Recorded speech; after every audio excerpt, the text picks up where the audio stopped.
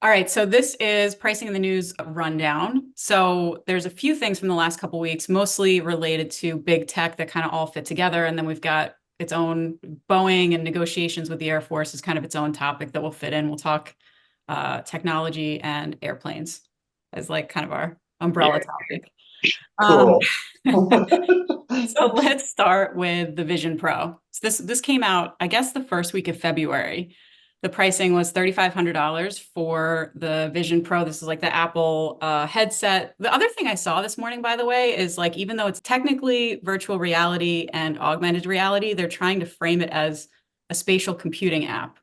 So there's like a lot of different things in the mix with this, but why don't we start with talking about the price point and why are so many people talking about it? Maybe you start, Adnan, because you're Yeah. pretty vocal about this I was, one. I was going to say the same thing. I think we should have Adnan kick us off. Yeah.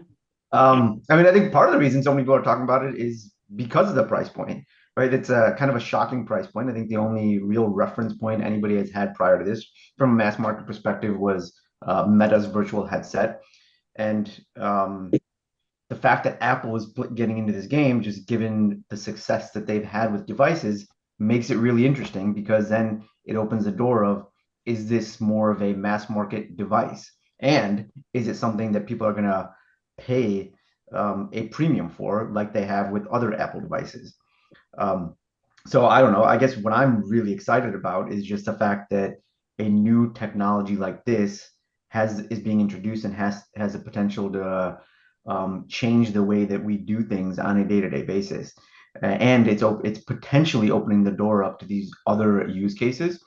My understanding of the Meta version of this, the Oculus, I believe, is that it's primarily focused on gaming. I've talked to some people that have used it for things like exercise, but based on the videos that I've seen from Apple, it's introducing these new use cases. The primary one that got me the most excited was you can wear this and from a productivity standpoint, do things that you may be able to do on a work basis, meaning that you look over and you have a screen right here. You can have an email, but then it's framed in the way that you are working. So you have these multiple windows, but then even from a collaboration standpoint, being able to engage with coworkers in an environment like we are right now, having this kind of cooler version of FaceTime where it's not necessarily one person talking, everybody listening. You have these side conversations like you would do in person, but you're doing remotely, right? These are these new use cases. And I think um, there's a lot of people smarter than me that are thinking about these ancillary use cases that haven't even come to fruition yet. And Apple's got this benefit of this massive app store that they've historically used to start to unleash these things. So, in my eyes, the potential of having these new use cases and this new value is really really exciting. Does that justify the price point? I think it's way too early to tell, but to me, it's really really exciting, and I do think that there's a niche of customers out there that are appreciative of the Apple ecosystem. They're buying all the devices, and it could work. So I think it's the right way to test it out. I was just going to say, by the way, no one's smarter than you, Adnan. I was going to add an equally worthless quip that you could have two Jeet sitting in Adnan's spare chair in the back without even having to be there. That's right. I'll just hover behind Adnan's chair. Yeah. Turn around. Oh, hey.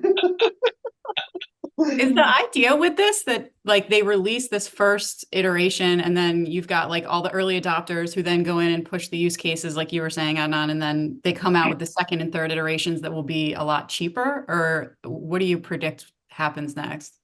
I think that remains to be seen. Yeah. So it is obviously very much a first gen product, and like the iPhone, I'm sure there will be, well, assuming that there's some level of success with this first iteration, there's going to be new versions. But I think one of the big questions are, what are they going to do with price in the future?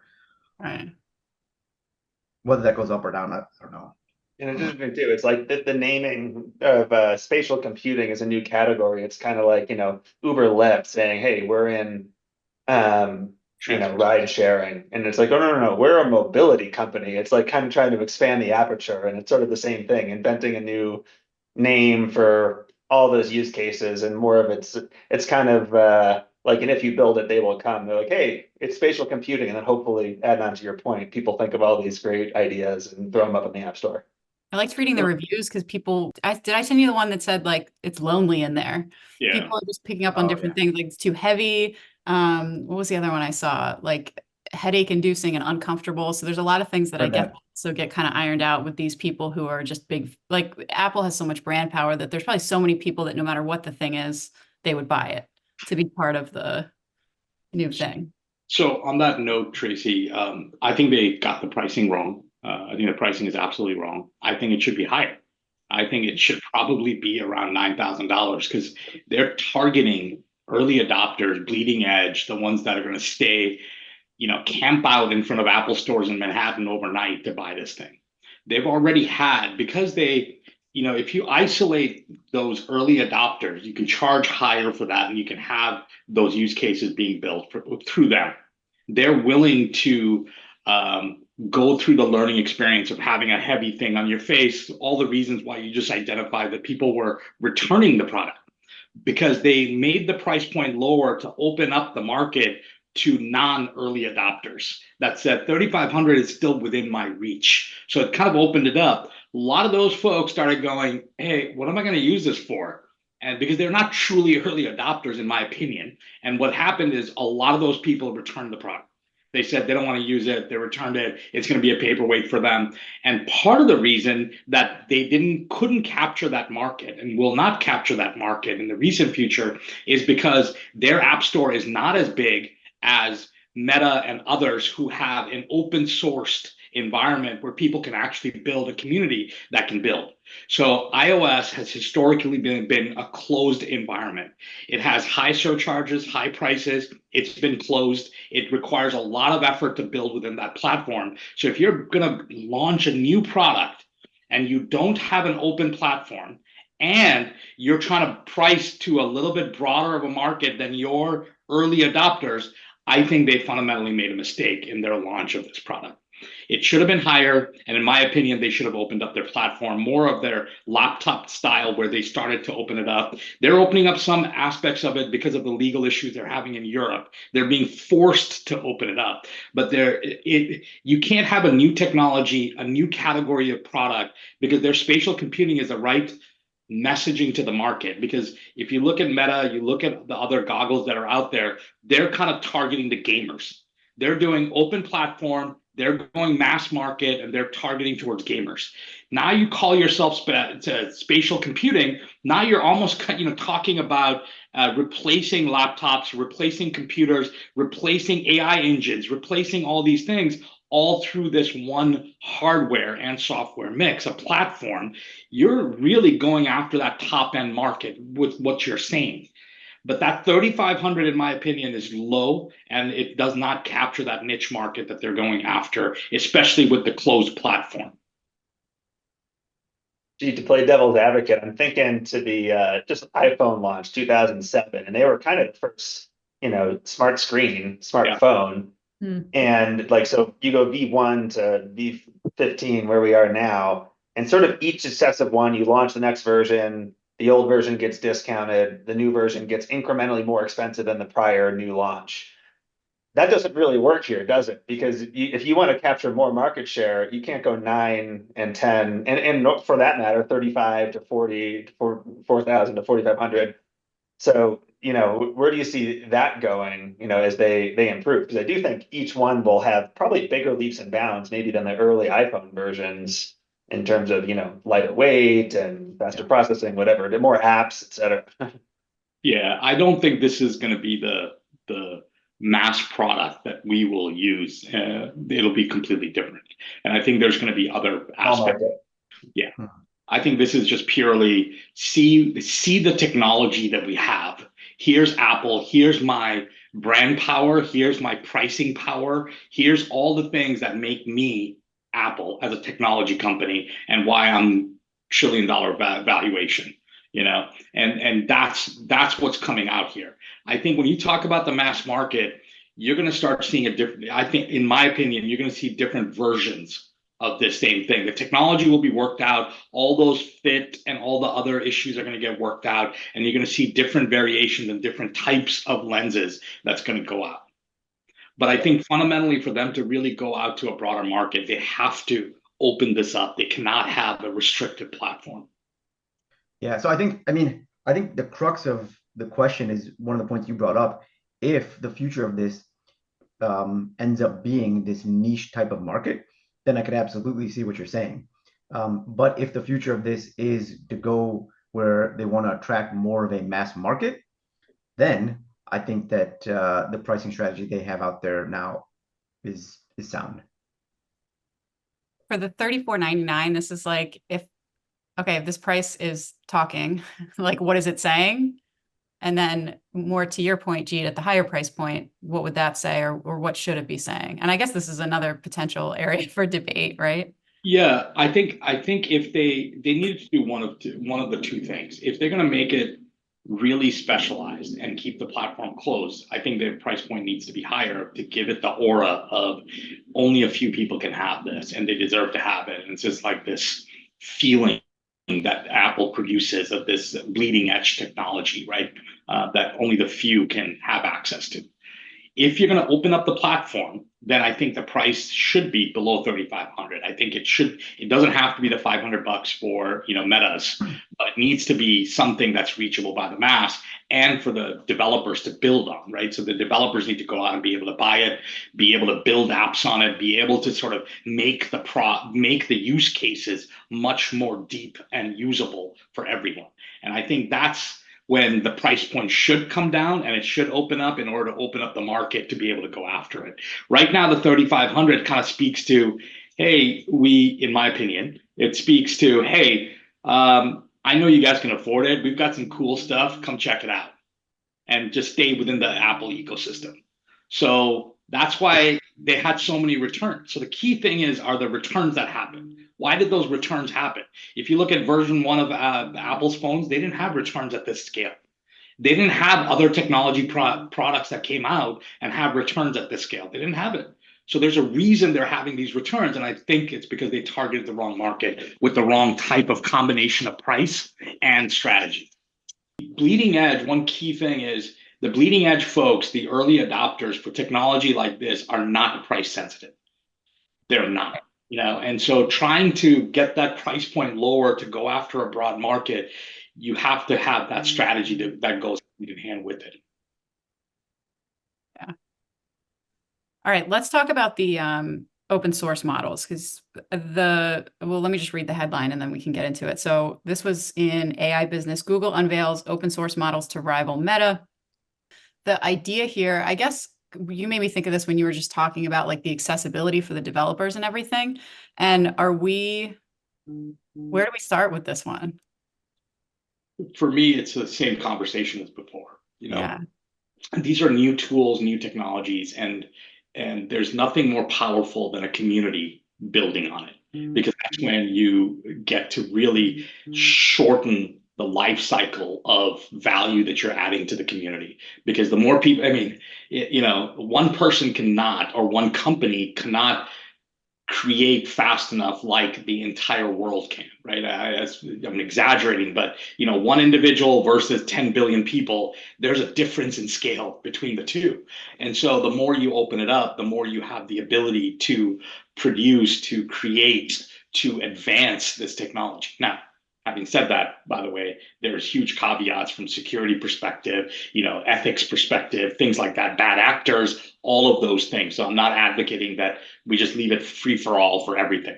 But I think there is that idea that says, hey, this is a new technology, new way of doing something. We need to build more applications for it.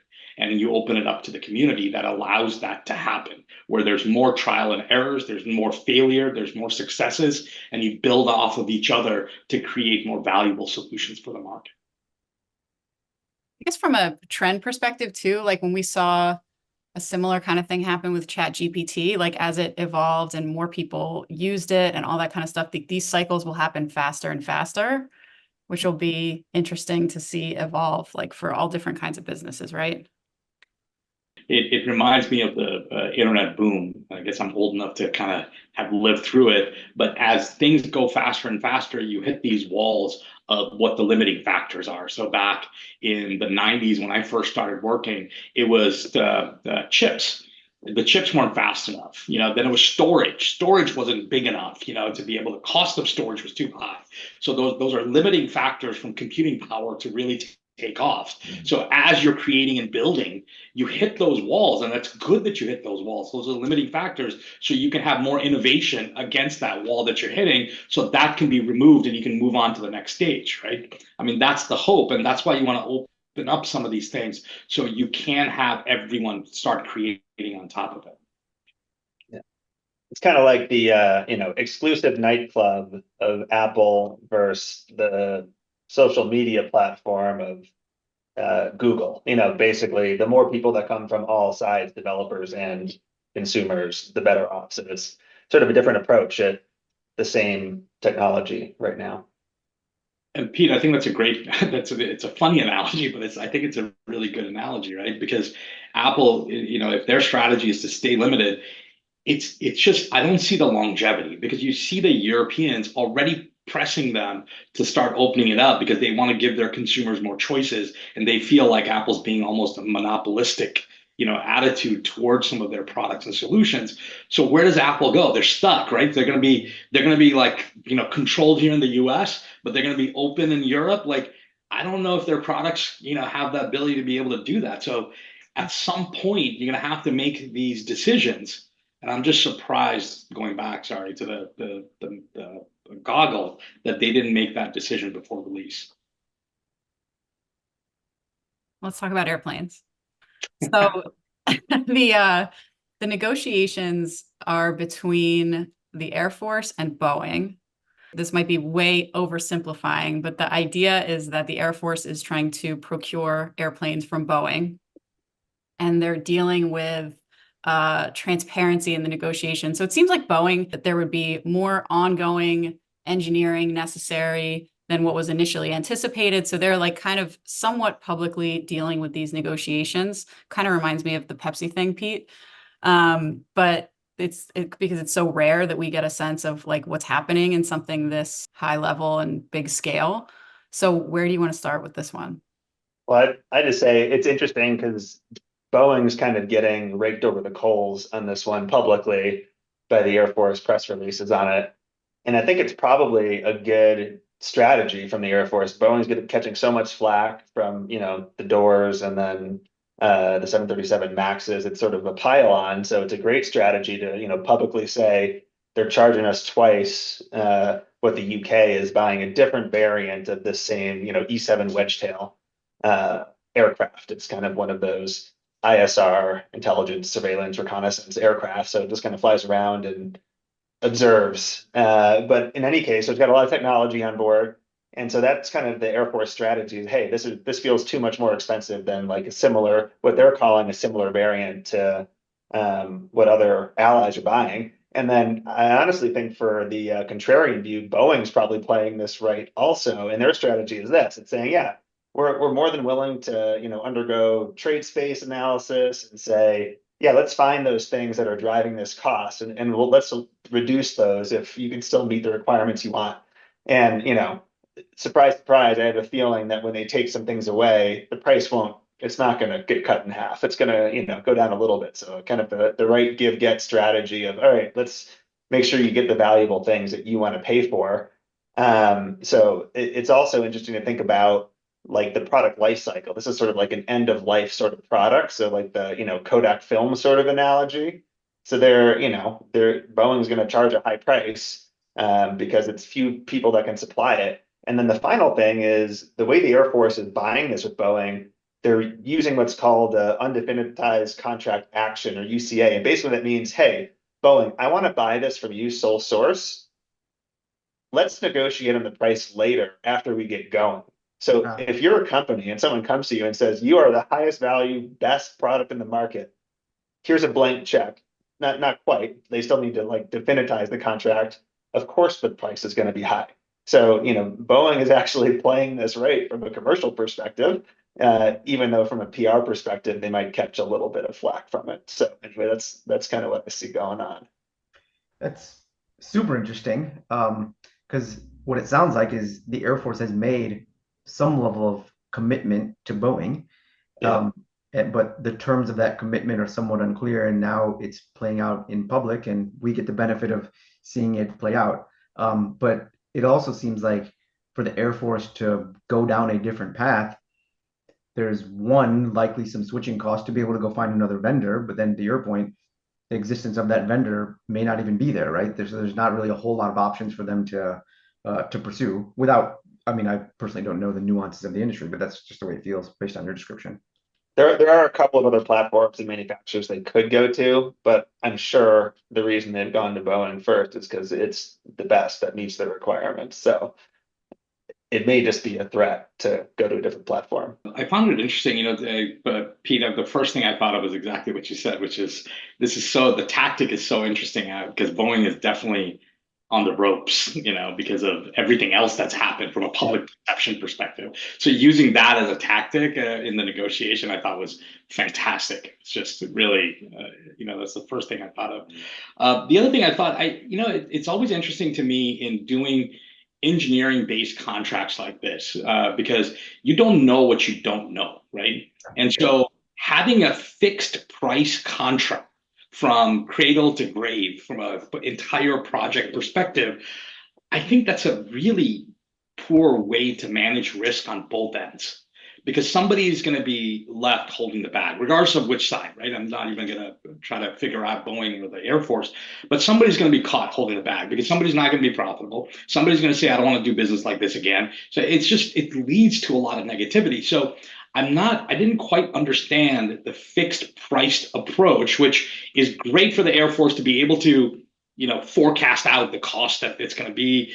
They can amortize it out. They can do all the fancy stuff, right? They can figure that out. That's great. But you're probably not going to hit that number. There's probably going to be some issues. There's going to be some problems. So then what? Then what do you do? And so I'm not a big fan of fixed priced contracts that go from cradle to grave. I'm okay when things are worked out and it's like purely a OEM type of contract. You know exactly what it takes to develop something, produce it. You can do a cost per product type of environment. Great, you can do that. But if there's development, if there's tooling to be done, if there's development work to be done, if there's people that need to be trained, if there's all of these other risks that you're introducing in negotiating a contract and you want to do it on a fixed price, man, that's tough. And it's tough on both ends. And using that as a way to, as a strategy, I think there's a mistake in that. That's very prepared. Yeah, and I think that's even further exacerbated at based on the size of the contract, right? Because Right. we see engineering services in like the 5-6 figures on a pretty frequent basis, but now you're talking about an 8-figure deal, and there's a lot that comes into play, including emotions, and that's probably a big part of why you're seeing this play on the public eye. It's been historically a problem. Government loves to buy things fixed price, but finding those could be cost plus or shared development fees. These are things that are structures that are available, but the government's been increasingly going towards lowest cost, lowest price technically acceptable, these LPTA type arrangements, and then technology and bleeding edge procurement. It really doesn't work. And then there's the whole background of the consolidation of the defense industrial base, where you get these basically 5 large defense players in the United States, and there's just less competition. That wasn't the intent when it happened, but that's where we are now. Yeah. All right, we'll see. And also just the being so public and the public scrutiny and all the press and everything is probably there. I'm sure just want to get this done. So we'll see what happens. And I think that's all she wrote for today. Thanks, Awesome. guys. Good. Awesome. Thank you. Thank you. All right, till next time.